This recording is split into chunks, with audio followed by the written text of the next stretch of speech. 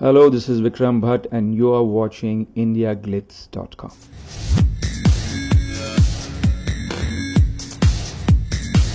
बहुत सी उम्मीदें हैं, बहुत सी आशाएं हैं। एक जादू जो चल गया था 2002 में, फिर से उम्मीद कर रहे हैं कि वही जादू फिर से चलेगा। इस बार एक नई कहानी के साथ बिपाशा वही, लेकिन इमरान नए हैं, ईशा नई है, संगीतकार नए हैं, 3D है, कुछ और डर के साथ, डराने की उम्मीद के साथ।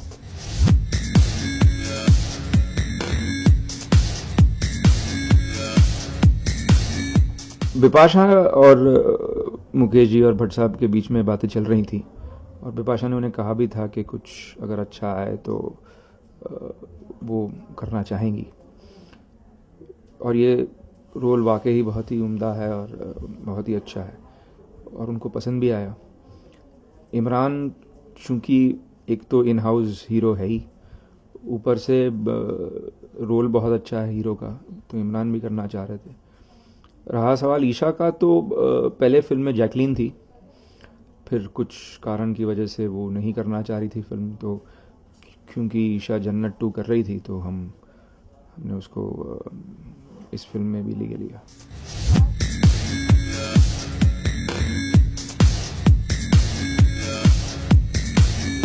नियति ने हमारे लिए क्या रखा है वो सिर्फ ऊपर वाला ही जानता है। फुटपाथ के इमरान हाशमी और राज 3 के इमरान हाशमी में बहुत फ़र्क है। बहुत ही अच्छे एक्टर हैं।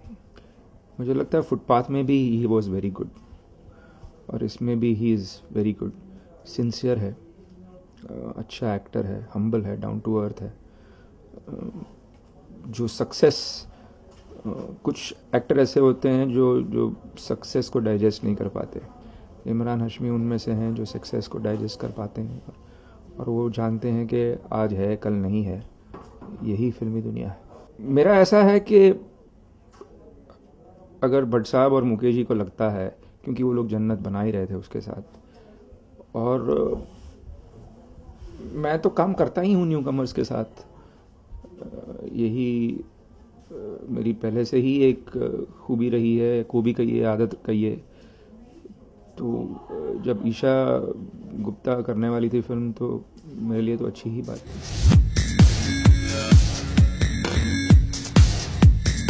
ये पोस्टर ऐसा ही था और क्योंकि ये फर्स्ट पोस्टर था, कतई हमारी सोच भी नहीं थी और कहीं हमको ये करना भी नहीं है कि ईशा को पब्लिसिटी में इन्वॉल्व ना करें, या वो हमारी फिल्म की इतनी ही इम्पोर्टेंट पार्ट है जितना इमरान है या बिपाशा है। तीनों रोल इक्वल है, तीनों ही बहुत ही अच्छे रोल है। देखिए, सुना है हमने, जाहिर है देखा नहीं है, क्योंकि देखा होता तो पकड़ा देते हम, लेकिन सुनने में आया और यही क्यों, मतलब ज़िंदगी के हर पहलू में हम सुनते आ रहे हैं कि किसी ने काला जादू किया है, या बुरी नज़र लग गई, या किसी ने श्रापित कर दिया, या ऐसी चीज़ें तो होती ही रहती हैं।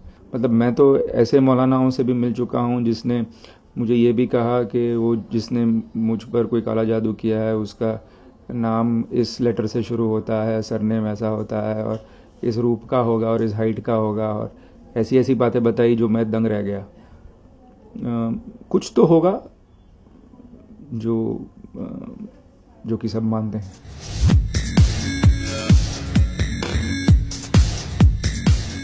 अमीषा के बारे में कुछ नहीं बोल रहा हूँ, मैंने सिर्फ ये कहा था कि क्योंकि मैं डायरेक्टर हूँ, क्योंकि वो एक एक्ट्रेस है, क्योंकि हमारा एक रिश्ता रह चुका था, और जब मैं बॉलीवुड पे फिल्म बनाता हूँ और उसमें भी एक डायरेक्टर और एक्ट्रेस की कहानी है, तो जाहिर सी बात है कि मेरी ज़िंदगी के जो एक्सपीरियंसेस हैं वो उसमें आएंगे ही। ये नहीं है कि मैंने कोई इंसिडेंट उठा के रख दिया है, या अमीषा जी को बदनाम करने की कोशिश कर रहा हूँ, या उन्हें कोई ख़राब लाइट में दिखाने की कोशिश कर रहा हूँ। शगुफ्ता बहुत ही टैलेंटेड राइटर है।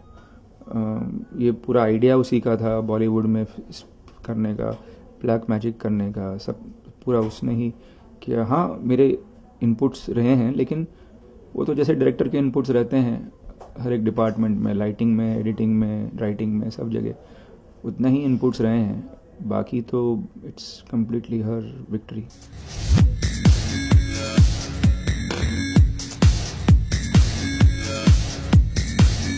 म्यूज़िक तो ऑलरेडी मार्केट में रिलीज़ हो चुका है, हमारे हिसाब से बहुत अच्छा है। आप सुन के बताइए। डेंजरस इश्क के बाद एक बात समझ ली मैंने कि 3D यहाँ पे वो होता है जो बहुत सी चीज़ें उड़ उड़ के हम पर आए। इसलिए राज में हमने ऐसा किया है कि हर कुछ मिनटों में कुछ चीज़ उड़ के आप पे ज़रूर आएगी। 3D का पूरा सदुपयोग किया है हमने। नहीं, मेरी कंपनी तो है ही, तो मुझे मेरी कंपनी के लिए तो पिक्चरें बनानी ही पड़ेगी। लेकिन अगर मुकेश जी और भट्ट साहब हुक्म करेंगे कि एक और बनानी है तो बनानी पड़ेगी। Horror of course will be there. I don't know if the next one will be horror, but something unusual for sure.